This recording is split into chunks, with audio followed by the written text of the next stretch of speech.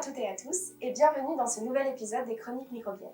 Savez-vous que bon nombre de bactéries sont intimement liées à l'apparition des plantes sur Terre ? Aujourd'hui, plantes et bactéries interagissent toujours. Certaines bactéries apportent des nutriments aux plantes et en retirent en retour, comme nous l'avons vu avec Myxococcus xanthus dans l'épisode 2 sur les biofilms. D'autres, comme Rumini Clostridium cellulolyticum, vont en tirer de l'énergie en réussissant l'exploit de dégrader biologiquement la plante. Et c'est exactement le thème de notre épisode. Je suis Mohamed de l'équipe FIROB qui a pour thème de recherche les cellulosomes et la dégradation des polymères végétaux. Pour mieux comprendre comment une bactérie peut produire sa propre énergie à partir des végétaux, penchons-nous d'abord sur ceux dont est constituée une plante. Un de leurs composants principaux est le carbone organique, qui vient de vivant. Ce carbone évolue et change de forme constamment, il suit un cycle que vous pouvez voir ici. Ce carbone est très inégalement réparti, puisque les végétaux à eux seuls en concentrent 82% essentiellement dans leurs parois. Depuis leur apparition il y a 500 millions d'années, les végétaux n'ont cessé de complexifier et de densifier cette paroi qui leur confère rigidité, structure et protection contre les stress extérieurs. Cela a permis aux plantes de coloniser presque l'entièreté de la Terre et rendu possible l'émergence d'arbres géants, les séquoias, pouvant dépasser les 100 mètres de haut. D'ailleurs, cette forte augmentation de la quantité de carbone organique sur Terre a inspiré le nom de l'ère géologique d'il y a 350 millions d'années, le Carbonifère. Ainsi, les parois végétales ont une structure et une composition bien particulières. On y retrouve deux types d'éléments principaux, les polysaccharides et la lignine. Les polysaccharides sont des sucres. Elles sont formées de très longues chaînes de monosaccharides, comme le glucose, et fonctionnent comme des briques. Le plus connu de ces polysaccharides est la cellulose. La cellulose est constituée de très longues chaînes de glucose qui s'associent entre elles pour former des fibres cristallines très rigides. Ceux-ci forment un réseau au sein de la paroi végétale. C'est en quelque sorte le squelette de la paroi. La cellulose est abondante sur Terre, avec une production annuelle par les végétaux de 50 à 60 milliards de tonnes. Ses propriétés remarquables font qu'elle a été utilisée par les hommes depuis la nuit des temps. Par exemple avec la fabrication du papier qui a permis de recueillir la mémoire des civilisations. D'ailleurs, la résistance de la cellulose à la dégradation est telle que les papyrus égyptiens datant de plus de 4500 ans sont encore lisibles aujourd'hui. Dans la paroi végétale, le réseau de fibres de cellulose baigne dans un ensemble d'autres polysaccharides qui forment ce qu'on appelle l'hémicellulose. La cellulose et l'hémicellulose sont entourées d'une couche plus ou moins importante de lignine, qui elle n'est pas un sucre. Elle assure une protection supplémentaire, elle renforce la rigidité de la paroi et permet de l'imperméabiliser. En résumé, ces parois végétales, grandes sources de glucose, sont extrêmement complexes et difficiles à dégrader. Pourtant, certains micro-organismes ont réussi à mettre en place des stratégies pour y arriver.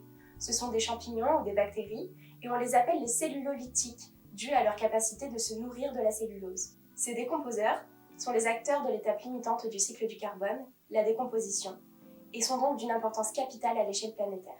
Ces micro-organismes font l'objet d'études scientifiques depuis des décennies. Pour produire de l'énergie et être capables de se nourrir de cette cellulose, certains organismes sont dits anaérobies. Pour eux, l'oxygène est inutile, voire même le plus souvent toxique. Pour cela, ils ont mis en place ce qu'on appelle la fermentation. Mais la communauté scientifique s'est d'abord intéressée aux organismes aérobies qui respirent l'oxygène, notamment avec le champignon Trichoderma rhizei. Pour la petite histoire, c'est à la fin de la Seconde Guerre mondiale que l'armée américaine constate que ce champignon dégrade les équipements, notamment les tentes et les vêtements en coton, qui contiennent beaucoup de cellulose. Le champignon les dégrade en sécrétant un arsenal d'enzymes en très grande quantité, ce qui en fait de ce micro-organisme le plus sécréteur connu à ce jour. Toutes ces enzymes sont sécrétées à l'état libre dans le milieu. Lorsqu'elles rencontrent la cellulose, elles s'y accrochent grâce à un petit domaine de fixation. Une fois arrimées, elles vont remonter le long de la chaîne de polysaccharides en la pelant, comme on peut le voir sur cette vidéo réalisée avec un microscope de force atomique à haute vitesse. Ces enzymes qui dégradent la cellulose sont appelées cellulases. Il en existe de différents types et de différentes fonctions. Et en plus, elles sont synergiques, c'est-à-dire que l'action d'une enzyme va favoriser l'action d'une autre et ainsi de suite. L'activité du cocktail est très forte. Ce système, que l'on retrouve chez d'autres organismes cellulolytiques aérobies, est très efficace, mais très coûteux en énergie, car il en faut beaucoup pour produire et sécréter toutes ces protéines en grande quantité. Exactement. L'énergie chez les cellules, ce sont des molécules d'ATP, des molécules riches en énergie qui peuvent être stockées et qui constituent en fait le carburant de la cellule. Pour les organismes aérobies, ce n'est pas un problème de produire beaucoup d'énergie, car grâce à la respiration d'oxygène, ils peuvent produire 36 molécules d'ATP pour chaque glucose consommé. Et c'est beaucoup. Qu'en est-il donc des organismes anaérobies qui font de la fermentation? Pour ces micro-organismes, la consommation d'une molécule de glucose ne génère que 2 molécules d'ATP. Ils ne peuvent donc pas supporter les coûts énergétiques d'une production et d'une sécrétion massive d'enzymes. Ils ont donc dû développer une stratégie alternative, aussi efficace que celle des aérobies, mais avec beaucoup moins de protéines et un faible coût en ATP. Cette stratégie fonctionne avec ce qu'on appelle le cellulosome. Les enzymes sont sécrétées dans le milieu extérieur en très faible quantité, soit 100 à 1000 fois moins que le champignon. On retrouve les cellulosomes chez la bactérie modèle Rumini-Clostridium celluloticum qu'étudie notre équipe.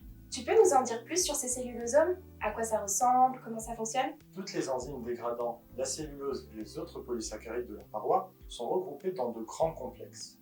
La faible concentration en enzymes est compensée par le fait que les cellulosomes sont beaucoup plus efficaces. Les cellulosomes sont formés d'une longue protéine d'assemblage qui possède un domaine puissant de fixation à la cellulose, ici en vert. Cette protéine d'assemblage est une sorte de multiprise formée de 8 prises. Ces 8 prises sont des domaines récepteurs pour la fixation d'enzymes ou de cellulases, ici en bleu. Cette interaction est d'une très forte affinité.